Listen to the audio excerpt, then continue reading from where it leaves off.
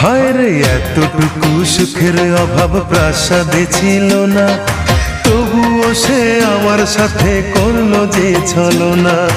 একদিনে আমি মনের ভুলে গিয়েছিলাম দূরে, এসে দেখি প্রাসাদ আমার ছাই হয়েছে পুড়ে।